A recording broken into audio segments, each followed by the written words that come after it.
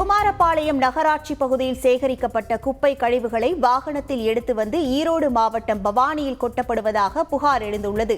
செல்லியாண்டி அம்மன் கோவிலில் திருப்பணிகள் இரவு பகலாக நடைபெற்று வரும் சூழலில் நள்ளிரவில் திடீரென ஊருக்குள் வந்த குப்பை வண்டியை இளைஞர்கள் மடக்கியுள்ளனர்.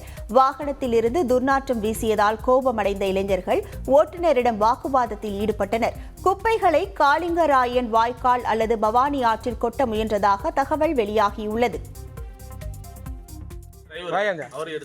டிரைவர் மூஞ்ச பாத்துங்க. அந்த வாய்க்கால கும்போச சுத்தம் பண்ணிட்டு இருக்காங்க. நீங்க அந்த வாய்க்கால கொட்டலான்னு இறங்கி வெளியே வா.